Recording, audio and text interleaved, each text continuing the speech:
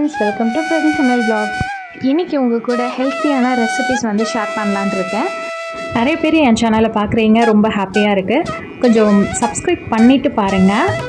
நிறைய பேர் சப்ஸ்கிரைப் பண்ணாமல் பார்க்குறீங்க. சப்ஸ்கிரைப் பண்ணிட்டு பார்த்திங்கன்னா அது எனக்கு ரொம்ப யூஸ்ஃபுல்லாகவும் இருக்கும். இப்போ என்ன ரெசிபிஸ் பண்ண போகிறேன்னு பார்த்திங்கன்னா, பச்சை வேர்க்கடலை இருக்கு இல்லையா, பீனட், அதை வந்து நான் ஓடிஜியில் வச்சு ஃப்ரை பண்ண போகிறேன். நான் வச்சுருக்கிறது மார்க்யூ ஓடிஜி தான் வச்சுருக்கேன். அதில் வந்து இந்த பீனட்டை 170 டிகிரி ப்ரீஹீட்டட் பண்ண ஓவனில் 10 மினிட்ஸ் வந்து நான் இந்த பீனட்டை வந்து வறுக்க போகிறேன். ஸோ ட்ரையாக நம்ம வந்து வறுத்து எடுத்துட்டோம்னா அழகாக வந்து ஃப்ரை ஆகிட்டு வரும். சூப்பராக இருக்கும். மேலே பிளாக்லாம் ஆகாது. அந்தளவுக்கு கரெக்டான டைமிங் வச்சு நம்ம எடுத்தோம்னா அழகாக நமக்கு வந்து தோல்லாம் உறிஞ்சி நல்ல ஃப்ரைடு பீனட்டாக கிடச்சிரும். ஸோ இதை வந்து நான் ஒரு மிக்ஸி ஜாருக்கு மாற்றி வச்சுருக்கேன். ஸோ அதில் நல்லது அப்புறம் ரொம்ப டார்க்காக ஆகிட்டதெல்லாம் நான் வந்து தனியாக பிரித்து எடுக்கிறேன். தனியாக பிரித்து எடுத்துகிட்டு அதுக்கப்புறம் இது கூட கோகோ பவுடர் ஒரு 2 டீஸ்பூன் அளவுக்கு சேர்த்துக்கிறேன். அதில் கொஞ்சமாக 1 டீஸ்பூன் அளவுக்கு இல்லைனா ஒரு சிட்டிகை அளவுக்கு உப்பு சேர்த்துக்கோங்க. அதுக்கப்புறம் நான் வந்து ரா ஹனி, ஹிமாலயன் ஹனி வந்து நான் கோயம்புத்தூர் போனப்போ ஈஷா டெம்பிளில் இது வந்து வச்சுருந்தாங்க. ஸோ அப்போ வாங்கின அந்த ஹனி தான் சூப்பராக இருக்குது. நல்ல ஒரிஜினல் தேன். ஸோ அந்த தேனை கொஞ்சம் ஆட் பண்ணியிருக்கேன். நீங்கள் தேன் இல்லைனா கூட கட்டி வெல்லம் அப்படி இல்லைனா பனை வெல்லம் சேர்த்துக்கலாம், நம்ம ஸ்வீட்னஸ்க்காக தானே. அதுக்கப்புறம் அதை ரெடி பண்ணி வச்சுருக்கேன். ஸோ டீ குடிச்சிட்டு வரலான்னு டீ குடிச்சிட்ருக்கேன். ஸோ யார் யாருக்கெல்லாம் டீ பிடிக்கும், காஃபி பிடிக்குன்றத கமெண்ட்டில் சொல்லுங்கள். எனக்கு ஃபில்டர் காஃபினா ரொம்ப பிடிக்கும். அதே மாதிரி இது டீ தூள், நான் தாஜ் டீ தூள் தான் யூஸ் பண்ணுறேன். அதுமாரி ரொம்ப நல்லாயிருக்கும். 3 ரோசஸ் கூட நல்லாயிருக்கும். இப்போ நான் வந்து பிளெண்ட் பண்ணி ஃபஸ்ட்டு எடுத்துக்கிறேன். நம்ம மிக்சியில் போட்டு வச்சுருந்தேன் இல்லையா, மிக்ஸி ஜாரில். ஸோ அந்த வேர்க்கடலை, கொக்கோ பவுடர், கொஞ்சம் உப்பு இதெல்லாம் சேர்த்து ஹனியெல்லாம் சேர்த்து ஒரு பிளெண்ட் பண்ணி எடுத்துக்கிட்டு அகைன் வந்து நம்ம இன்னொரு தடவை 2-3 தடவை அடிச்சுக்கிட்டே வரணும். நிறைய தடவை அடிச்சுக்கிட்டே இருந்தோம்னா அந்த ஆயில் வந்து பிரிஞ்சு வரும். பிரிஞ்சு வந்தோடனே நமக்கு வந்து பீனட் பட்டர் கரெக்டாக கிடச்சிரும். ரொம்பவும் ஹீட் ஆகிடுச்சுன்னா கொஞ்சம் ரிலாக்ஸ் பண்ணிவிட்டு அதுக்கப்புறம் நல்லா வந்து பிளெண்ட் பண்ணியோ இல்லை வந்து மிக்சியில் அடிச்சுக்கிட்டே இருக்கணும். இந்த மாதிரி அழகான கன்சிஸ்டன்சியில் வந்துடும்.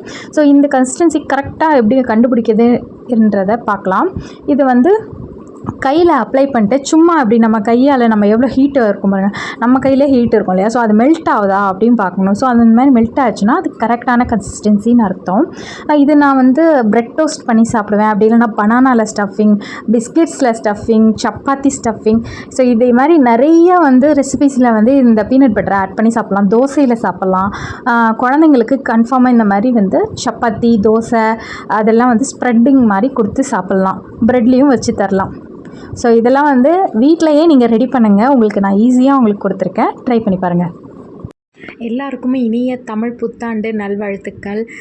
ஸோ என்னோடய ரெசிபி வீடியோ தான் ஃபஸ்ட்டு உங்களுக்கு வந்து நான் காட்டியிருக்கேன். ஸோ இதுக்கப்புறம் வந்து இன்றைக்கி புத்தாண்டு இல்லையா, அதனால் நான் பூஜையெல்லாம் பண்ணியிருந்தேன். ஸோ அந்த வீடியோவை இதில் ஆட் பண்ணியிருக்கேன். பிடிச்சிருந்தா கண்டிப்பாக வந்து கமெண்ட்டில் சொல்லுங்கள். நான் ஆட் பண்ணியிருக்கேன் பாருங்கள். நான் பூஜை பண்ணிகிட்டே இருக்கும்போதே என் ஹஸ்பண்ட் பின்னாடியிலேருந்து வீடியோ எடுக்க ஆரம்பிச்சிட்டாங்க. சரி, எனக்கே தெரியாது, திடீர்னு எடுத்துட்டாங்க. சரி எடுங்க, அப்படியே கண்டினியூஷனாக இருக்கட்டும் அப்படின்றதுனால நான் இந்த வீடியோவோட ஆட் பண்ணியிருக்கேன். ஸோ நான் இப்போ விளக்கெல்லாம் விளக்கிட்டு வாஷ் பண்ணிவிட்டு எல்லா விளக்கையும் பூஜைக்கு ரெடி பண்ணி வச்சுட்டேன். பூவெல்லாம் சாமிக்கெலாம் வச்சுட்டு அதுக்கப்புறம் விளக்கெல்லாம் ஏற்றி வச்சுருக்கேன். எனக்கு ரொம்ப இந்த மாதிரி விளக்கு ஏற்றி இந்த லைட் செட்டிங்லாம் போட்டு பளிச்சுன்னு இந்த பூஜை ரூமாக வச்சுருக்கணுன்னு எனக்கு ரொம்ப ஆசை. அந்த மாதிரி தான் நான் பூஜை அறையை வச்சுருப்பேன்.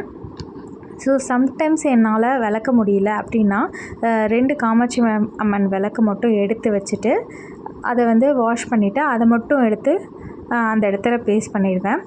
மற்ற இடத்துலலாம் கொஞ்சம் கொஞ்சம் அந்த பூவெல்லாம் ட்ரையாக இருந்ததுன்னா நல்லா சுத்தம் பண்ணிவிட்டு அழகாக அந்த மாதிரி வச்சுருவேன்.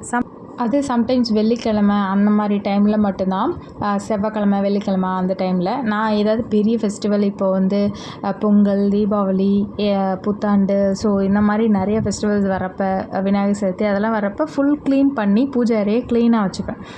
ஸோ சம்டைம்ஸ் தான் நான் சொன்ன மாதிரி அது மாதிரி நடக்கும். முடியாதப்ப அந்த மாதிரி தான் செஞ்சாகணும் இல்லையா.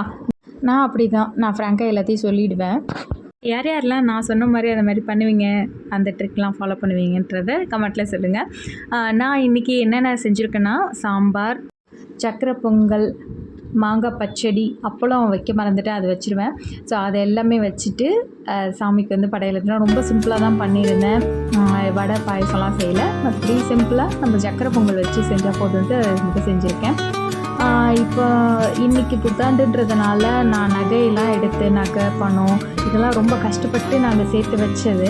ஸோ இதெல்லாம் வந்து இன்றைய நாளில் நம்ம வச்சு ஒரு பூஜை பண்ணோம்னா நமக்கும் ஒரு சாட்டிஸ்ஃபேக்ஷனான திருப்தி இருக்கும். அதனால் நான் அப்படி பண்ணியிருக்கேன்.